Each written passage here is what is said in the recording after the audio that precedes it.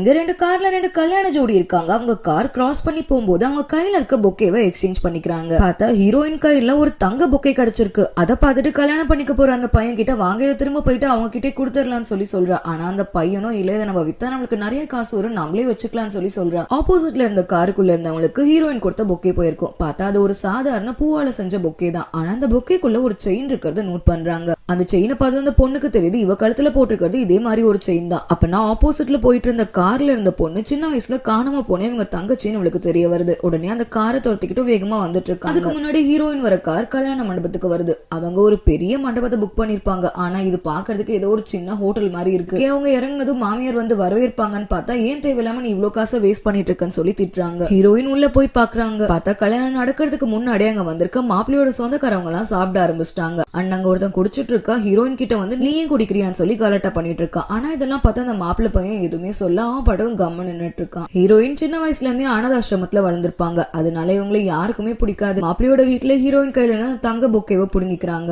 அந்த மாமியார் ஒழுங்கா 80,000 ரூபாய் குடி இல்லைன்னா கல்யாணத்தை இப்பயே நிறுத்திடுவேன்னு சொல்லி சொல்றாங்க. இதெல்லாம் பார்த்து ஹீரோயினுக்கு இந்த மாப்பிள்ளைய கல்யாணம் பண்ணிக்கிற ஆசையே போயிடுது. உடனே பக்கத்துல ஒரு வெயிட்டர் நின்னுட்டு இருக்கான். அவன் கிட்ட போயிட்டு நீ என்ன கல்யாணம் பண்ணிக்கிறியான்னு சொல்லி கேட்கிறான். அவனும் உடனே நான் உனக்கு கல்யாணம் பண்ணிக்கிறேன்னு சொல்லி சொல்றான். உடனே இவங்க ரெண்டு பேரும் வெளியே போக பாக்குறாங்க. ஆனா அந்த ஹோட்டல்ல இருக்க மாப்பிள்ளையோட சொந்தக்காரவங்களை இவங்களை சுத்தி வளைச்சிடுறாங்க. வெயிட்டர் அவனால முடிஞ்ச அளவுக்கு சண்டை போட்டுட்டு இருக்கான். ஆனா முன்னாடி பார்த்த அந்த மாப்பிள்ளை பையன் ஹீரோயினை அடிக்க வர அந்த சமயத்துல ஹீரோயினோட அக்கா அங்க வந்து இவங்களை காப்பாத்திடுறாங்க. இந்த கதை உங்களுக்கு எல்லாம் பிடிச்சிருக்கு நம்புறேன். இதே மாதிரி நிறைய வீடியோஸ் பக்கம் மறக்காம சேனல் சப்ஸ்கிரைப் பண்ணி 1 மில்லியன் ஃபேமிலியில ஜாயின் பண்ணிடுங்க. தேங்க்யூ.